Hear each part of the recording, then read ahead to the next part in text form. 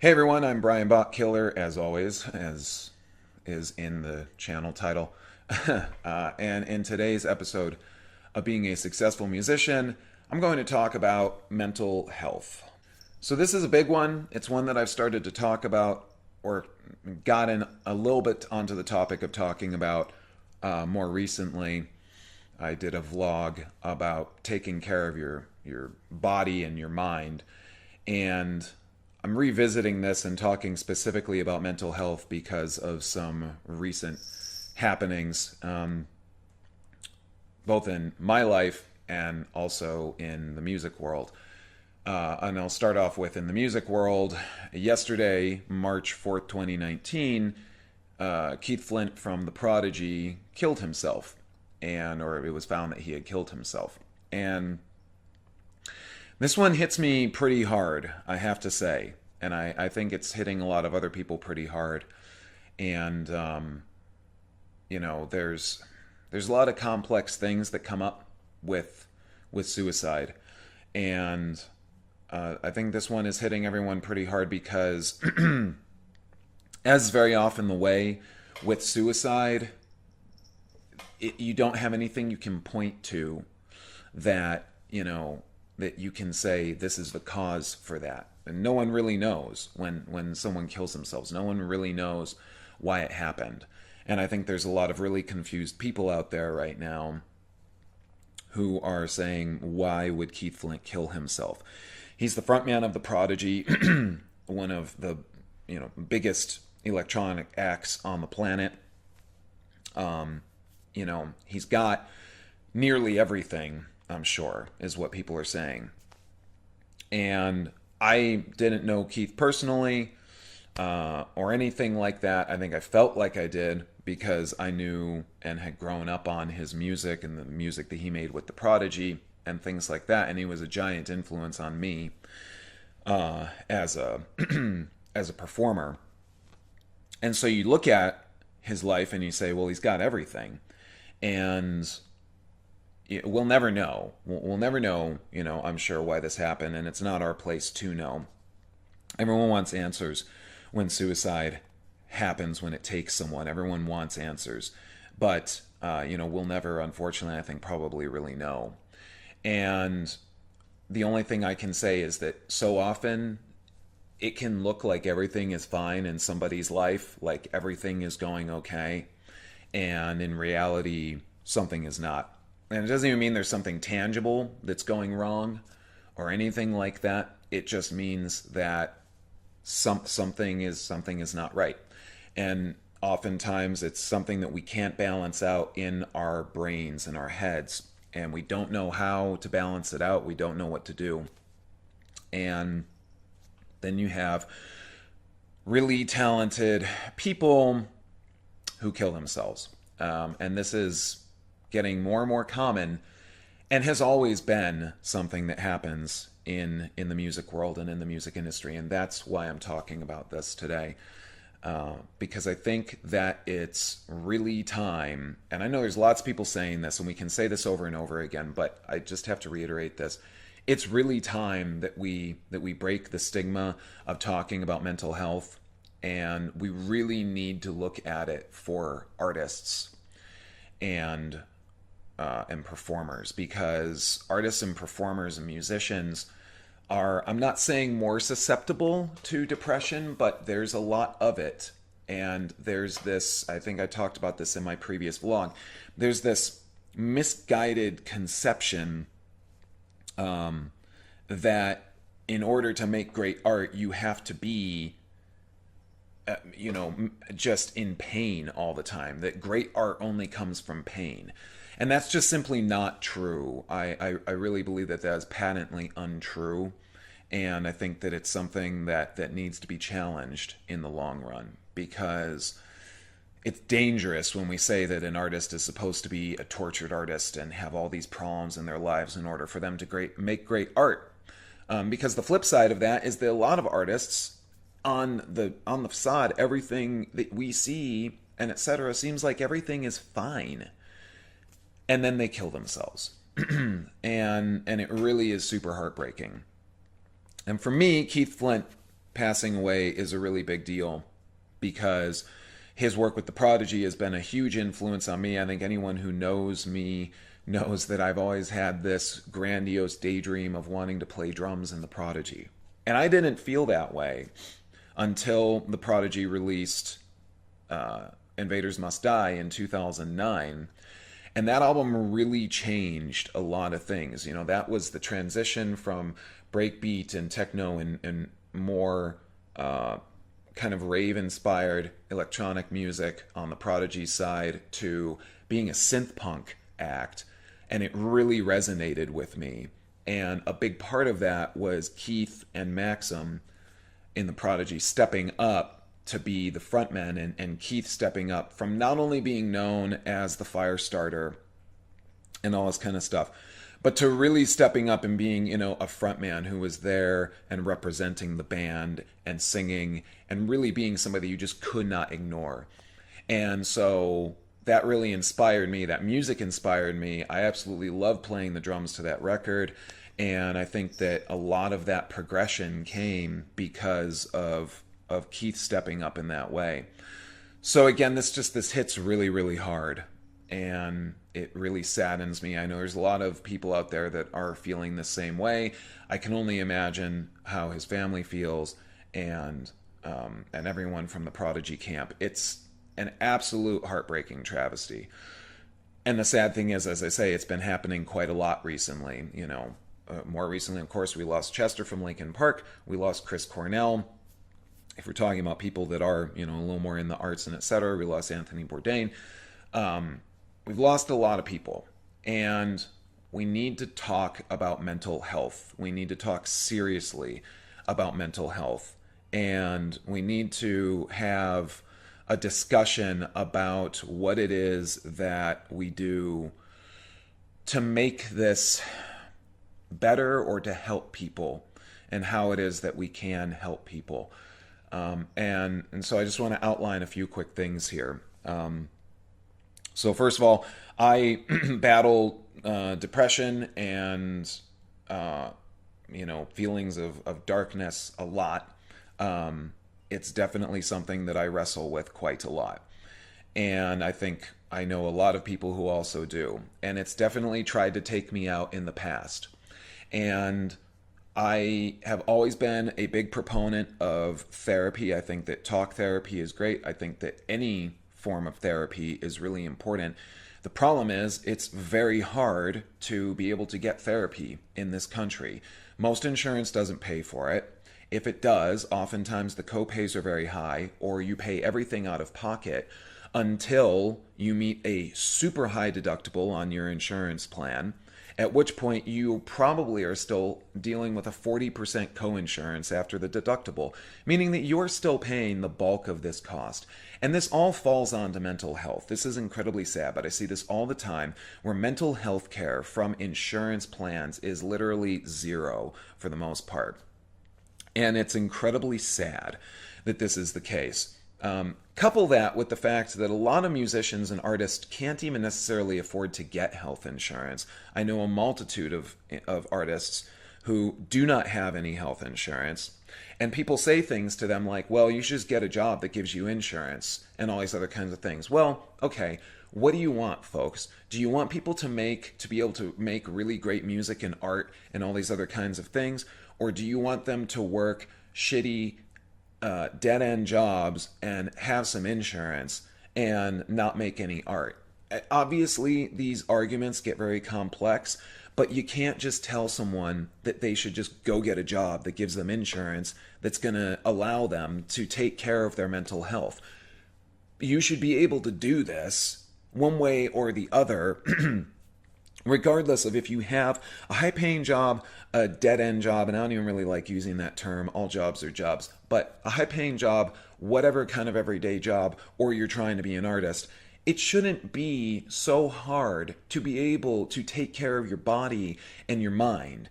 And it really sickens me that this is still a thing in the United States in 2019. It's something that has to change in some way or another. We have to find something to change this somehow. And I don't know what the answer is yet, but I do know that I'm deeply interested in the idea of starting a foundation to help artists and musicians with mental health problems, issues, concerns, and etc. Because, again, as someone who's wrestled with this quite a lot, I know how hard it is to get mental health care. I'm still fighting with that myself right now, and I, probably always will be. So that is to say that if you have access to therapy, it is by all means, I think, worth doing. And it's a tough decision to make because it is admitting that there is something going on that you need to be able to talk about or work through or anything like that. But it is worth doing, I assure you, because, again, there are a lot of different types of therapy. There are different approaches to therapy. And finding someone who sits well with you for therapy is a really amazing thing. So I highly suggest that. The second thing is, and this really coincides honestly with therapy and can step before it, it's entirely okay to simply say that you are not okay. Like, that's it. It's completely fine to just say, I am not okay. And that's a tough thing because we don't all usually know how to do that. We don't know how to say I'm not okay, and we're frightened of what the what can come from saying that you are not okay. But you have to do it sometimes, and I've done this before where I don't really know who to talk to, but I go out and I've done it. I've gone onto social media and just simply said I'm not okay. It is okay to do that. You may find that someone that you do not know or someone you're only mildly connected to or something else will get in touch with you and help you through one of the hardest times in your life. And later on, you'll be able to look at that situation and say, wow, I'm really glad that I got through that. Because one of the things that I have learned is that when you have these feelings of darkness, of despair, and things like that, it will pass. It does pass. The thing is, we don't always know how. Because when you feel those feelings in your head, there's not an easy way to just turn it off. Even with medication and recreational marijuana and all these other things, and people say to exercise, or they say to go and read a book, or they say to, I play the drums when I can, when I feel down, or whatever. But like, even then, that may not turn the switch off. That's not the way that things work in mental health, unfortunately. Because when you're hungry, you eat. When you're tired, you sleep. When your knee hurts, you put ice on it. Whatever that may be, you take ibuprofen. But when your brain hurts and is in pain and despair and sadness, it's hard to know what it is that you do in order to make that better. And sometimes that really has to start, strictly speaking, with just stepping out there and saying, I'm not okay right now, and talking to somebody about not being okay. So I really encourage you to do that if you're feeling that way. I really encourage you to just say you're not okay. Get on to social media. I know that social media is a wasteland in a lot of ways, but getting onto social media and just saying that sometimes can lead to something. It did for me more recently. In past months when I've felt very down and didn't know what to do. And just saying that, I was amazed at the influx of people who really cared. And I knew that these people cared. It's not that I felt like no one cared about me and there was nothing I could do or anything like that. That was not the case. It was just that sometimes you have to kvetch to the internet, which basically means in the world of coding, it kind of means just kind of throwing ideas out there. You need to just throw it out and kind of see what happens, because we interact with different people in different ways. We all know that we have certain friends with whom we can get on the phone and go into some massive amount of things happening in our lives, and they are going to have some insight for us. And then we know that there's other people that it's not that we can't do that. It's just that we do it in a different way. And as a result, when you are in that darkness, you don't really know sometimes who it is that you go to for that kind of help or insight or anything along those lines.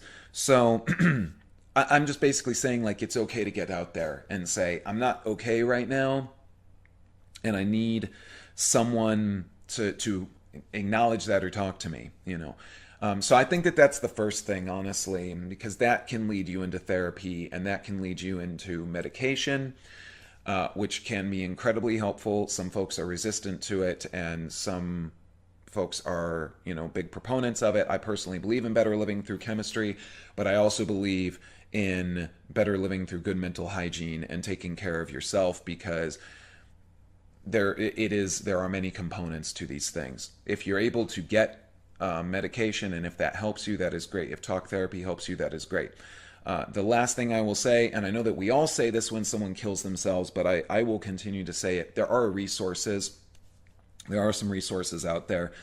There is the National Suicide Prevention Hotline. It's open all the time, and you can call, and someone will pick up the phone and will stay on the phone with you when you're feeling this way. The other thing about this is that I know from personal experience, I know that when you are feeling that way, you sometimes don't even know if you can do that. Because there's a lot of shame, there's a lot of guilt, there's a lot of embarrassment that comes with feeling that way. And I also know that if you tell someone, and this might sound weird, but if you tell the world, or you tell someone that you felt suicidal, or you've tried to commit suicide, or anything like that, it's almost as if immediately there's a red flag attached to your head for all of time from then on. Because when something goes wrong, let's say really wrong in your life, which is something that I've experienced more recently, there's this immediate worry from anyone who knows about that thing with you very often that you're going to go out and you're going to kill yourself. And so it becomes a shame thing, it becomes a guilt thing, it becomes a very weird and complex thing. And it's really hard. And I can only say that do your best to get past that guilt and those shame feelings, and do what you need to do in order for you to be okay, to stay on the planet. You deserve to be here. There's someone out there who cares about you, whether you know them or not.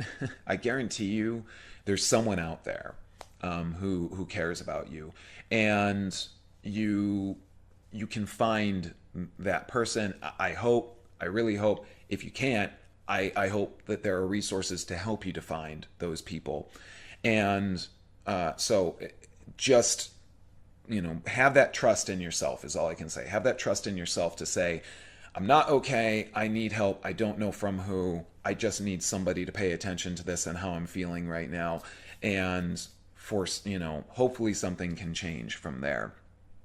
So to wrap this whole thing up, you know, I see and I acknowledge really readily that there is a mental health problem in the music industry and in the world of artists. It is most definitely a thing.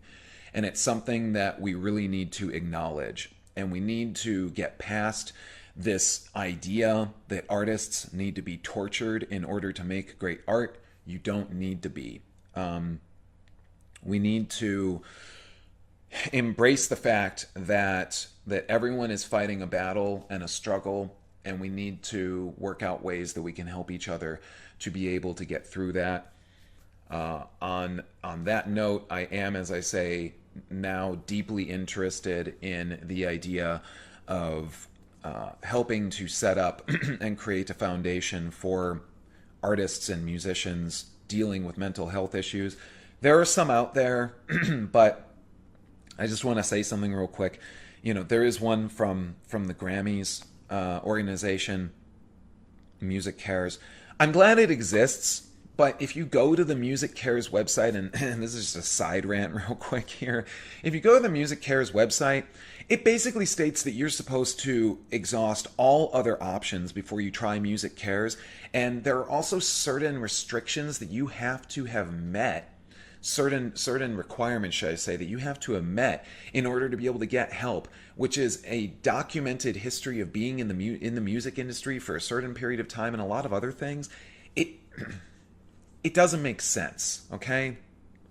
This is not to shit on the Grammys. I'm glad that Music Cares exists, but looking at their website and looking at these requirements, I just think it's bonkers to say that you have to meet certain requirements in order to be able to take care of your brain. It's insane, and it's wrong, and it needs to change. We need healthcare reform in this country. We need for mental health options to be more readily available. We need clinics that actually allow people to walk in and get ongoing help. We need ways for people to be able to get medications and therapy and help more easily without feeling like they're going to go broke doing so, or feeling like there's no way that they can do it because they don't have money, because they have to keep a roof over their head before they can take care of their head. This is bonkers, and it's wrong, and it needs to change. So, well, I'm glad that there are various options out there, and there are some other really great ones, and I can put some links to finding some of these resources out there, because there are some really great ones, but I think that there needs to be more, and it needs to be more accessible. Because the other fact is, it's cool that there's online therapy services like Talkspace and all these other things, but they're still incredibly restrictive, and you can apply for financial assistance and all these other things. But even then, there's a shame component that comes in. There's a shame component that comes in with not having money to be able to take care of yourself. It's just not right, and it needs to change, because the fact is, obviously, even if you have potentially the resources to take care of yourself, someone like Keith Flint, you still can get so low that the only answer you feel is suicide. And it's really sad. And we need to change it. So I just want to say that I'm really grateful for the music of Keith Flint and of the Prodigy. I don't know how things are going to go for the band anymore. I can only imagine what they're going through right now, and it really makes me sad. And I'm just really sad to lose yet another really amazing performer and artist to the darkness of mental health. It makes me very sad, and I really hope that someday we can change this. But I know it's going to be a really long battle. So I hope that some of this has helped in some way or another. It's part rant, it's part informational, etc. Again, I'll have some links and resources in the comments section in this video. If you have input, get in touch with me. If you have a story you want to tell, get in touch with me. And literally, I'm not lying, guys. If you're feeling this way, if you're feeling low and you're not feeling okay, and you want to reach out to somebody and you don't know who, reach out to me. I don't care if we've never met. I don't care at all. Hit me up. Get me on all the gajillions of social media networks that I am on and that we are all on, and just send me a message, man. I don't mind, because I am happy to be there and help someone to find resources. We have to help each other out. We have to help each other out. So let's please do that. Please take care of yourself. Please do anything you can to help others, and let's try to change this thing. Let's just try. Thank you guys for tuning in. As always, I will see you next time. Take care of yourself.